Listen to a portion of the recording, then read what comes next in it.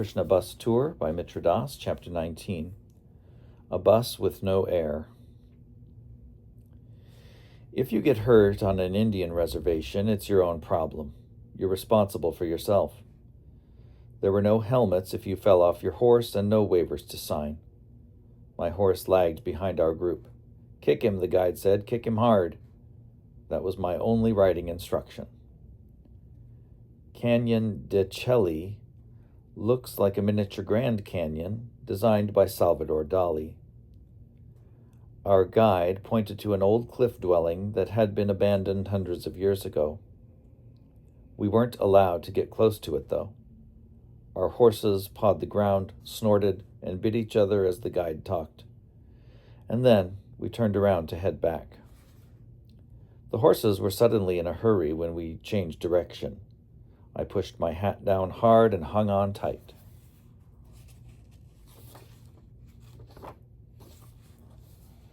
On an Indian reservation, no one minds when beginners gallop across the desert sand, hooting and shouting.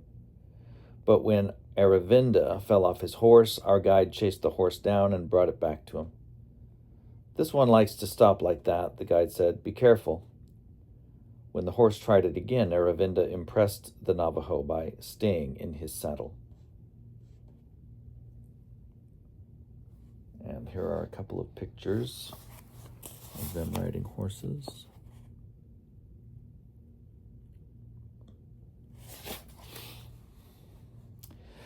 "Dad, do you want to hike into the Grand Canyon?" "You woke me up with such a dumb question. Of course I do." "We're leaving right away before it gets hot." "Okay, thank you." There was no air conditioning in the bus. Morning was the only time I'd be able to sleep in the desert heat. We'd driven all night, and we'd be driving the next couple of nights. Still, we assembled in the cool morning darkness. "Drink plenty of water or you'll die," Manorama told everyone. "Hike down as far as you want until 7:30, then head back up. It will get hot very quickly." Morning twilight revealed the canyon as we descended into it, legs sore from our horseback riding. I was asked to follow the slow hikers, girls in fashionable shoes. We heard the rest of our troop zigzag down the trail below us, singing their way into the canyon. The sun rose and the vista brightened. "Wow, look at that," one of the girls said. "Can we stop here for a while?" "Sure, we're in no hurry. Take your time, look around." "Look up there, where we came from. Do you see those people?" "Whoa, we were all the way up there?" "Yep, and we have to walk back up again."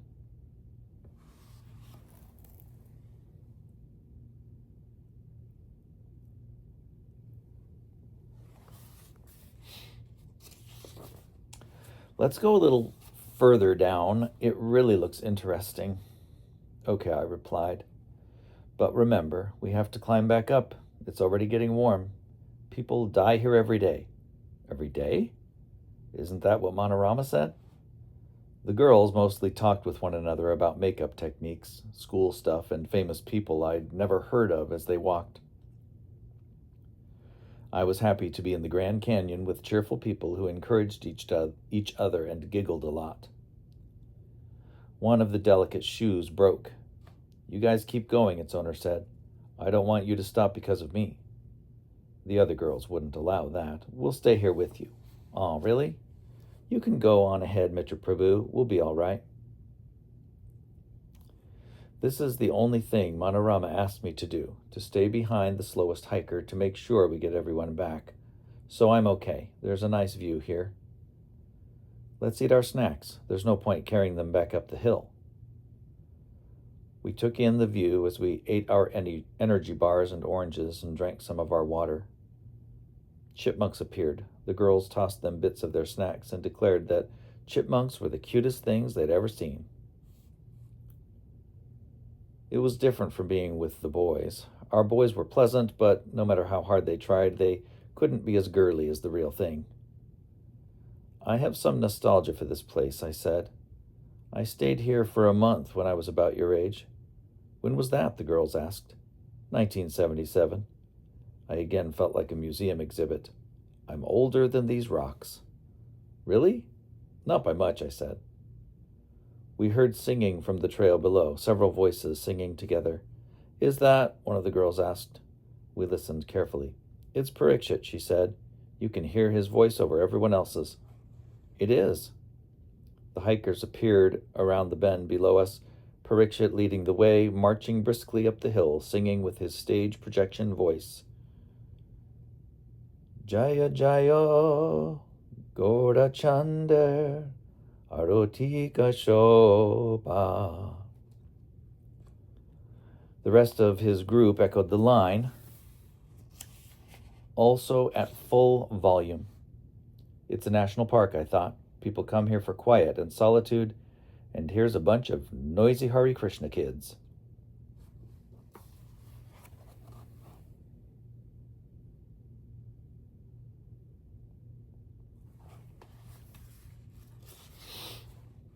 Hikers smiled and made room for them on the trail. The singing boys marched past us. The girls said goodbye to the chipmunks, then picked their way up the trail, one with a bare foot. Watch your step. It's sort of like a broken sidewalk in a rough part of town, but with a nice view. Yes. It was hot on the bus. Not humid like Houston. This was Grand Canyon desert heat. No shade trees, only rocks to store the heat. I looked at the map. There would be no relief from the desert that day. Our bus had no air conditioning. Kaliapani was talking with Manorama, his face red and his eyes wild.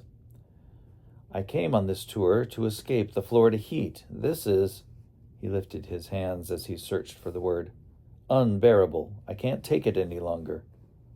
Manorama apologized. I've had it, Kaliapani said. I'm leaving at the next stop to wherever there's air conditioning. After the meeting, Manorama said, try to get some sleep today, Mitra Prabhu. In a toaster? Sure. I tried to be as cheerful as the girls had been. Manorama smiled. I'm sorry, that's all we have. I found a bit of shade under a cactus, but I didn't last long there. It was the hottest time of the year in the hottest part of America. Our bus was the only vehicle on Interstate 40 with open windows.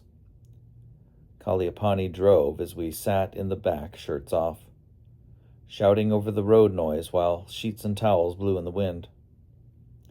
How are you holding up? I asked. Have you seen anything like this in England? The heat was a curiosity for them, something to write home about.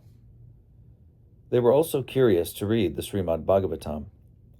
They'd heard from it while growing up in temple communities. This will be different, I told them. You're giving the class today. I want to hear each of you say something in your own words, anything that you understand. Each boy took a turn reading, pausing when passing trucks were too loud. The story was older than the surrounding rock formations. Sage Narada was telling the story of his previous life. When he'd been a child, a group of sages had stayed at his home. He listened to their stories, which had had such an influence on him that when his mother died, he had been able to start his spiritual quest and fend for himself. Parikshit's voice rose above the traffic sounds as he read from the Bhagavatam. I took this as the special mercy of the Lord, who always desires benediction for his devotees, and so thinking, I started for the north.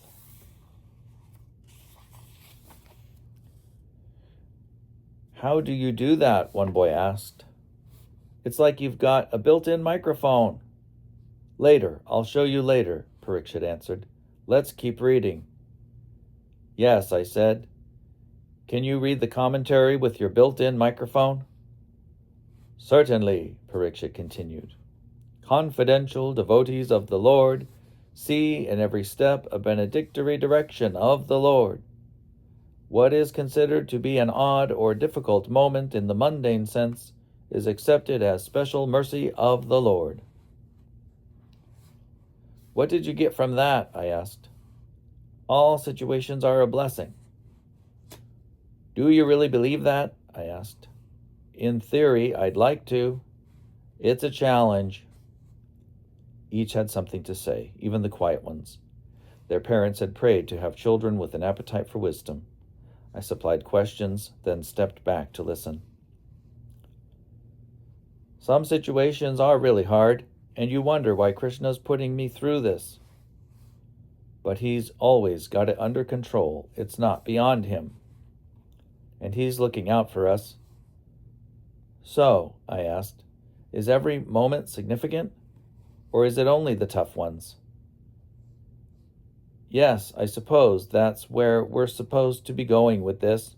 Every moment is sacred. Even the moments when we're flitting about? Exactly. Shall we read more? Yes, let's. The child Narada wandered alone through cities, towns, forests, mining areas. He sat by a lonely river to meditate, searching for God in his heart. They passed the book around the circle. As soon as I began to meditate, tears rolled down my eyes, and without delay Sri Krishna appeared on the lotus of my heart. Being overpowered by feelings of happiness, every part of my body became separately enlivened.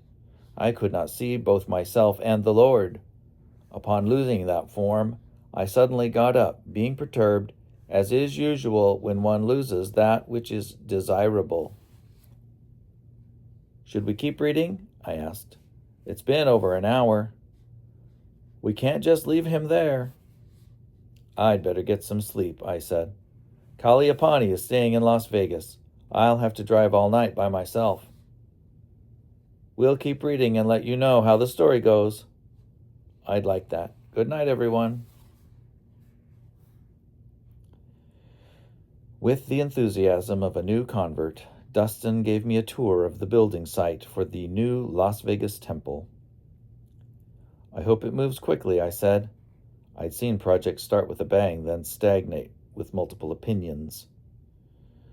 We've got a good team, Dustin said. The temple team had rented an office space for their temporary temple at the industrial park right next door to the building site.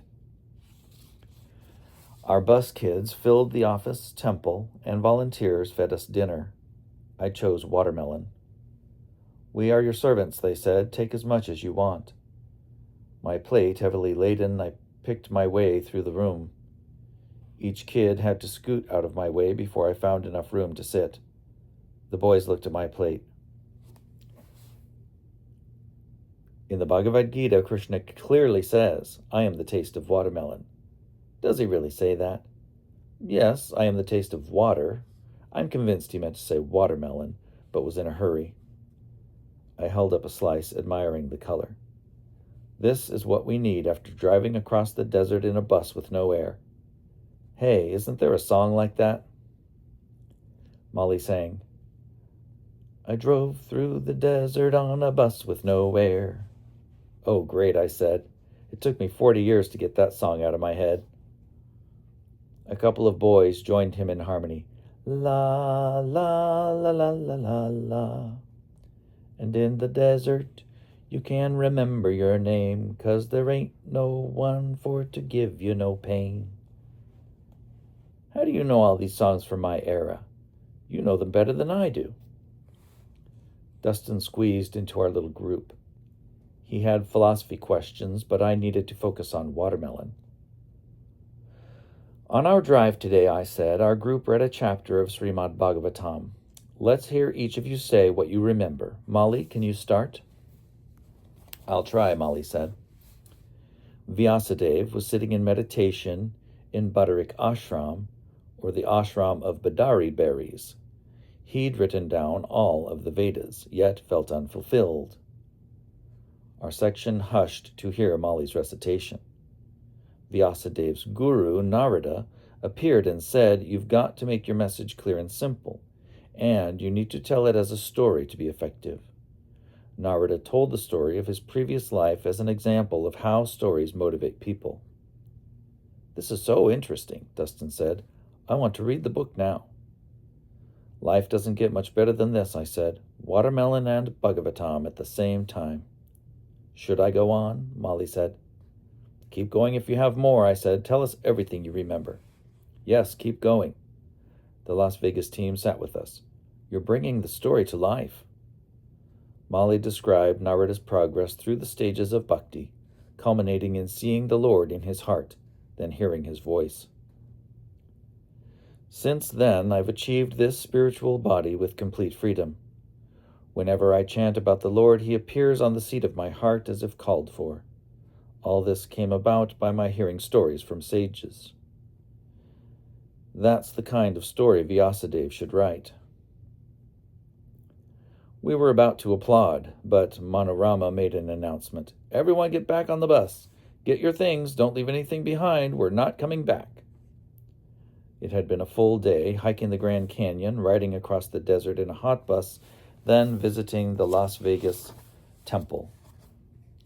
But there was one more event. The kids would sing Hare Krishna on the neon streets of Las Vegas. Kaliapani handed me his bus key. I'll see you in Los Angeles. He looked relieved. We'll drive him to Los Angeles, the Las Vegas team said. Make sure it's a refrigerated car. We're your servants, whatever you need. Kaliapani smiled. The song Bus with No Air played on in my head.